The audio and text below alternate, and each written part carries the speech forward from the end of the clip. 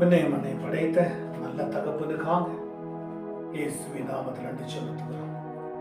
நல்லவரும் வல்லவரும் போதுமானவருமாய் இருக்கிற தேவன், எங்கும் ஜீவிக்கிறவர், எங்கும் ஜீவித்துக் கொண்டிருக்கிறவர், எங்கும் தங்குகிறவர், எங்கும் தங்கிக் கொண்டிருப்பவர், எங்கும் போதிக்கிறவர், எங்கும் போதித்துக் கொண்டிருக்கிறவர், எங்கும் வழி நடத்துகிறவர், வாழும்படி செய்கிற தேவன். இந்த நாளில் கர்த்தர் நாம் மகிமைப்படும்படி யூடியூபிலே வழியாய் பார்க்கிற ஒவ்வொரு குடும்ப பிள்ளைகளுக்கு ஆசீர்வதிக்கும்படி இந்த நாளுக்கு ஏற்ற பரிசுத்தமான வசனம் இப்படியாய் சங்கீதம் 32 அதிகாரத்துல இப்படியாய் கர்த்தருடைய நாம மகிமைப்பட 8ஆம் வசனம் சொல்லி, நான் உனக்கு போதித்து நீ நடக்க வேண்டிய வழியை உனக்கு காட்டுவேன், உன்மேல் என் கண்ணை வைத்து உனக்கு ஆலோசனை சொல்லுவேன்.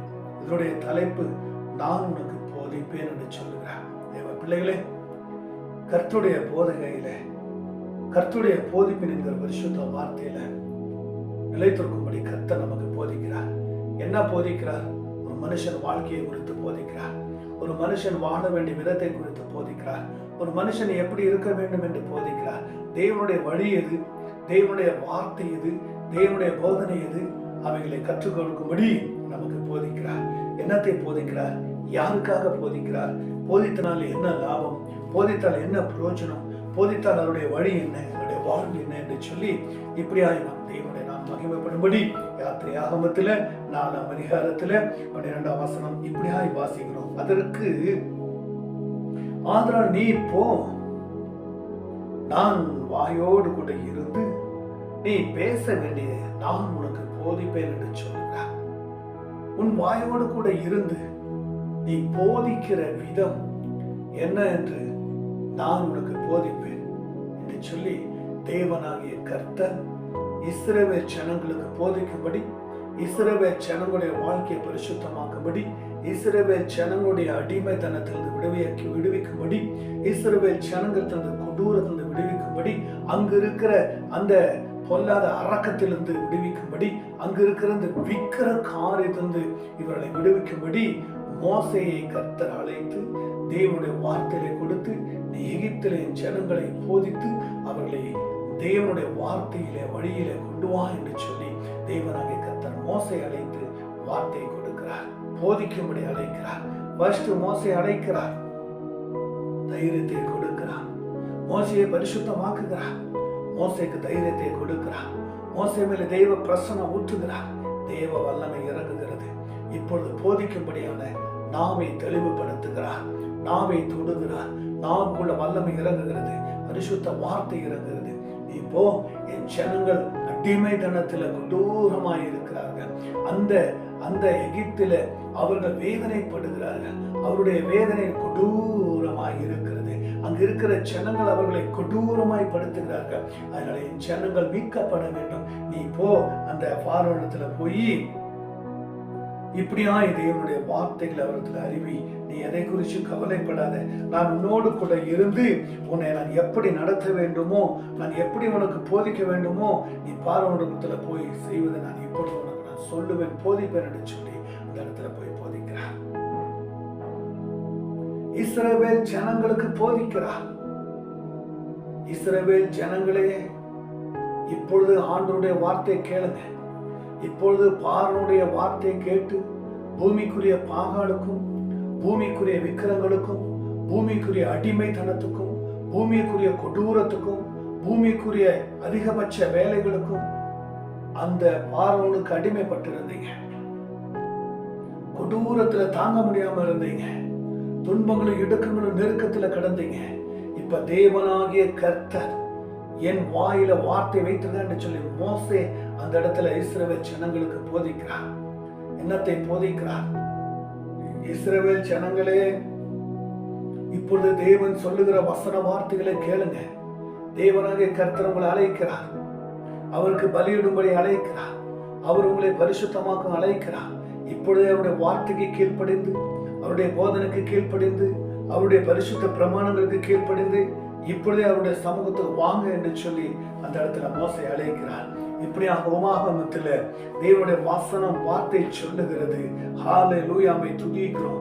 நன்றி நன்றி ஈஷா ரபாலாக்கோ துரிஷா ரபாலா துரிமா, நன்றி செலுத்துகிறோம், நன்றி செலுத்துகிறோம். பாகமத்துல 4ஆம் அதிகாரத்துல 5ஆம் வசனத்தை இப்படியாய் தேவனுடைய நாம மகிமைப்படும்படி நம்ம அதை வாசிக்க போகிறோம். பாகமத்துல 4ஆம் அதிகாரத்துல 5ஆம் வசனம், நீங்கள் சுதந்திரித்துக் கொள்ளும்படி பிரவேசிக்கும் தேசத்தில் நீங்கள் கை கொள்ளும் பொருட்டு என் தேவனாகிய கர்த்தர் எனக்கு கற்பித்தபடியே நான் உங்களுக்கு கட்டளையிடுகிற நியமங்களை போதிக்கிறேன். ஆகையால் அவைகளை கை கொண்டு நடவுங்கள். ஜனங்கள் கண்களுக்கு முன்பாகவே இதுவே உங்களுக்கு ஞான விவேகமாய் இருக்கும். அவர்கள் இந்த கட்டளைகள் எல்லாம் கேட்டு இந்த பெரிய சாதியின் ஞானமும் வேகம் உள்ள ஜனங்களும் என்பார்கள். அதனால இந்த தேவன் சொல்லுகிறார், இப்படியாக கர்த்தருடைய நாமம் மகிமைப்படும்படி நீங்கள் சுதந்திரித்துக் கொள்ளும்படி உங்களுக்காக ஒரு தேசத்தை தரப்போகிறேன், உங்களுக்காக ஒரு நாட்டை தருகிறேன். நீங்க படுகிற பிரயாசம் போதும், நீங்க படுகிற மனுஷனுடைய அடிமைத்தனம் போதும், நீங்க படுகிற மனுஷனுடைய கொடூரம் போதும்.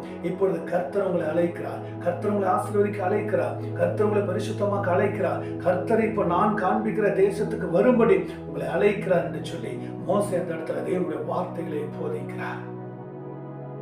என் ஜனங்களே, இந்த பாகலை விட்டு வெளியே வாங்க, இந்த பாவ அடிமை விட்டு வெளியே வாங்க.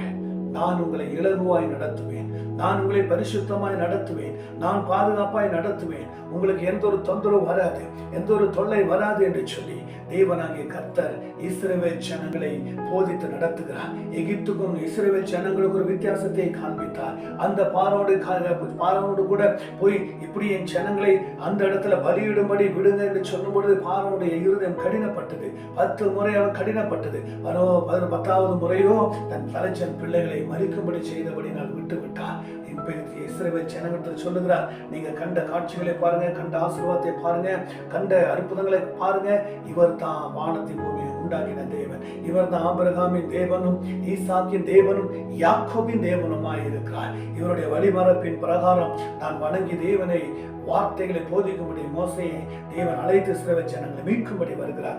இப்பொழுது இஸ்ரவேல் ஜனங்களே, என் வார்த்தைகளை கேளுங்கள், இப்பொழுது கர்த்தர் உங்களை அழைக்கிறார் என்று சொல்லி அங்கு சத்தியம் போதிக்கிறார்.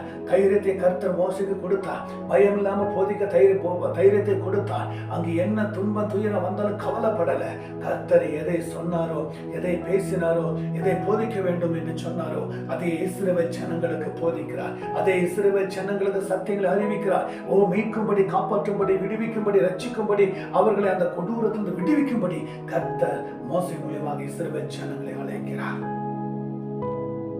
தேவ பிள்ளைகளே, இந்த ஜெபத்தை வசனத்தை பார்க்கிற உங்களையும் கர்த்தர் நாளில போதிக்கிறார். உங்க வழிகள், உங்க வாழ்வு எப்படி, நீங்க எப்படி தேவனுடைய வார்த்தை கீழ்ப்படுறீங்க? கர்த்தர் உங்களுக்கு போதிக்கிறாரா? ஊழியக்காரர் மூலியமா போதிக்கிறாரா? வேத வசனத்தின்படி கர்த்தர் பேசுகிறாரா? இப்பொழுதைய போதனையை கேளுங்க, கர்த்தருடைய வழிக்கு திரும்புங்க, கர்த்தருடைய போதங்களுக்கு திரும்புங்க, கர்த்தருடைய வார்த்தைக்கு திரும்புங்க.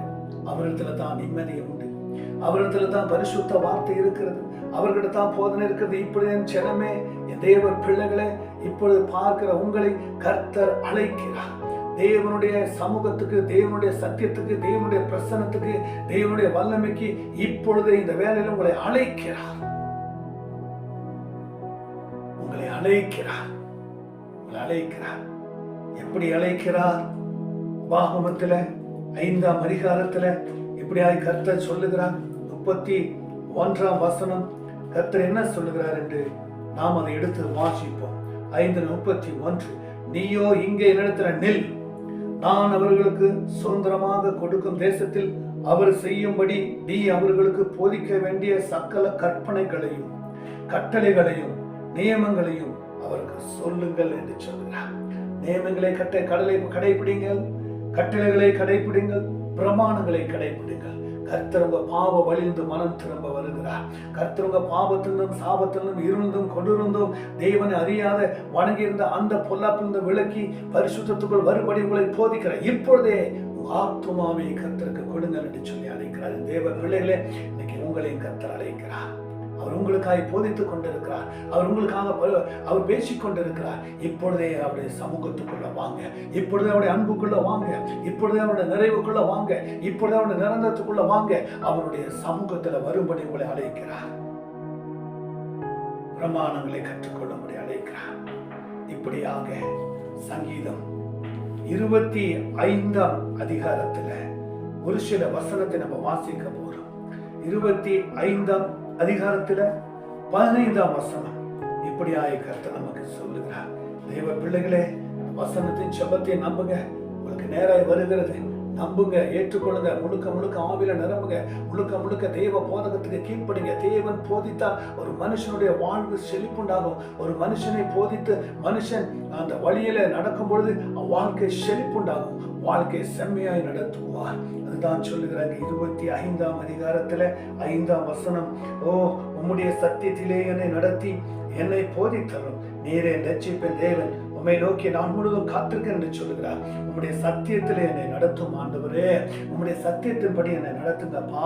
உங்க சத்தியத்தின்படி வாழணும்ப்பா. உங்க சத்தியத்தை எனக்கு கற்றுக் கொடுங்கப்பா. உங்க சத்தியத்தை எனக்கு போதிங்கப்பா. உம்முடைய சத்தியத்தின் பிரமாணங்களை எனக்கு போதிங்கப்பா. நான் சத்தியத்திலே என்னை நடத்தி எனக்கு போதித்தள்ளும். நீரே ரட்சிப்பின் தேவனாய் இருக்கிறேன். நான் முழுவதும் நான் நமக்காய் காத்திருக்கிறப்பா.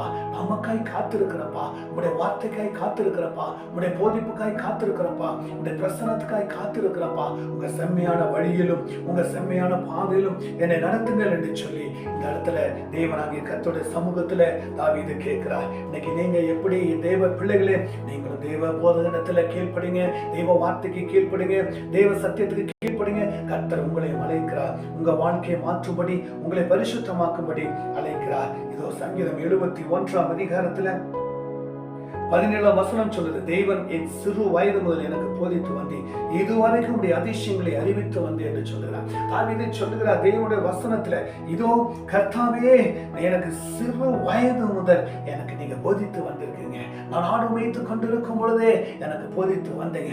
ஆடை எப்படி மேய்க்கணும், ஆடை எப்படி பார்க்கணும், ஆடை எப்படி அதை நடத்தணும், அதை எப்படி நடத்தினால் சரிபடும் என்று சொல்லி எனக்கு சிறு வயதிலே என்னை போதிச்சிருக்கிறீங்க.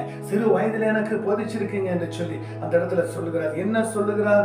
இதோ ஆண்டவராகிய கர்த்தாவே, இப்படியாக எனக்கு நீங்க என்னை சிறு வயது முதல் எனக்கு போதித்து வந்தேன், இதுவரைக்கும் உடைய அதிசயங்களை நான் அறிவித்து வந்தேன் என்று சொல்லுகிறார். என் தேவ பிள்ளைகளே, என் அன்பு தேவ பிள்ளைகளே, இப்பொழுதே கர்த்தர் உங்களை அழைக்கிறார். சிறு வயது முதல் உங்களை போதித்து வழி நடத்தணுமா? இப்பொழுதே இந்த போதகத்தை கேளுங்க.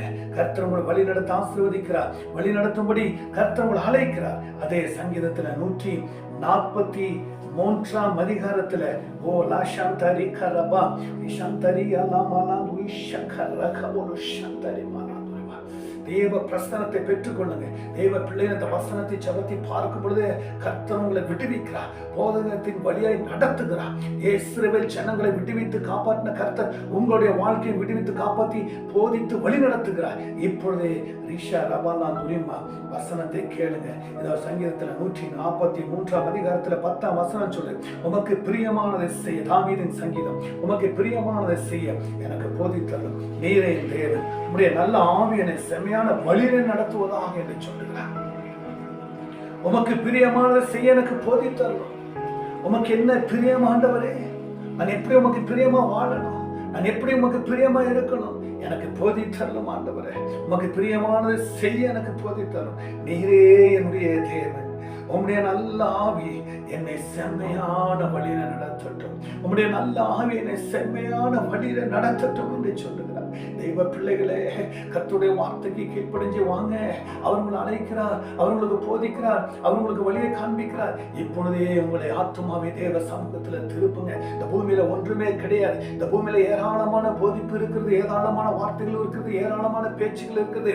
ஆனா தேவனாகிய கர்த்தர் சொல்லுகிறார், இந்த வசனத்தின் போதகை, இந்த வசனத்தின் போதகமும், இந்த வசனத்தின் வார்த்தையை நீங்க கேட்டு அதன்படி வாழும் பொழுது கர்த்தர் உங்களை செம்மையான வழியிலே நடத்துவார். உங்களை பரிசுத்தமான வழியிலே நடத்துவார். உங்க நல்ல ஆவி உங்களுக்கு தந்து உங்களை அவருடைய வழியில நடத்துவார். இப்பொழுதே உமக்கு பிரியமானதை செய்ய எனக்கு போதித்தரும். நீரே என் தேவன், உம்முடைய நல்ல ஆவியினை செம்மையான வழியிலே என்னை நடத்துங்கள் என்று சொல்லுகிறார். இன்னைக்கு நீங்க எந்த வழியில, எந்த பரிசுத்த போதகத்தில் நடக்க போறீங்க, எந்த பிரமாணத்துல நடக்க போறீங்க? என்னால் கர்த்தர் சீக்கிரமா வரப்போகிறார். இப்பொழுதே தேவனுடைய வார்த்தைக்கு கீழ்ப்படிந்து அவைகளை கடைபிடித்து அதன்படி வாழ உங்களை இப்பொழுது அர்ப்பணிங்க. கர்த்தர் உங்களை முற்றிலும் ஆசீர்வதிக்க விரும்புகிறார். முற்றிலும் ஆசீர்வதிக்க விரும்புகிறார். என்ன ஒரு சந்தோஷம் தெரியுமா?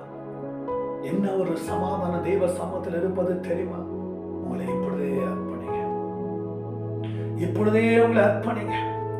இப்பொழுதே உங்களை கர்த்தத்துல கொடுங்க. இந்த வசனத்தின் ஜெபத்தை பார்க்கிற தேவ பிள்ளைகளை கர்த்தருக்கு நடுங்க. இந்த இந்த உலகத்துக்கு எதுக்கும் நடுங்க வேண்டிய அவசியம் இல்லை. இந்த உலகத்துல எதுக்கும் பயப்பட வேண்டிய அவசியம் இல்லை.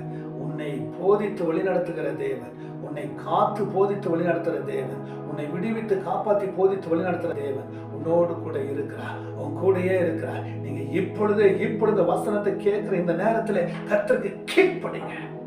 கர்த்தர் உங்களை செம்மையான வழியில நடத்துவார். அவர் நல்ல ஆவி உங்களுக்கு தந்து அவருடைய வழியில நடத்துவார். தேவ பிள்ளைகளே, இந்த வசனத்தை ஜெபத்தை பார்க்கிற உங்களுக்காக கர்த்தர் பேசிக் கொண்டிருக்கிறார். இப்பொழுது உங்களை அர்ப்பணிங்க. இப்பொழுது இந்த ஜெபத்தை கேளுங்க. பார்த்து விட்டு சும்மா ஏனோ பார்க்காதீங்க. பார்த்து கேட்டு அதற்கு ஏற்றபடி வாழ உங்களை அர்ப்பணிங்க. நீங்க கர்த்தருடைய சமத்துல கொடுங்க. கர்த்தர் உங்களை நடத்துவார். பாருங்க, கேளுங்க. கர்த்தர் உங்களை ஆசீர்வதிப்பார். இரட்சகரும் மீட்பருமான இயேசு கிறிஸ்துடைய கல்வாரி நாமத்தினால ஜெபத்தை ஒப்பு கொடுத்து ஜெபிக்கிறோம். ஜெபம் கேளு நல்ல கர்த்தாவே. ஆமென், ஆமென், ஆமென்.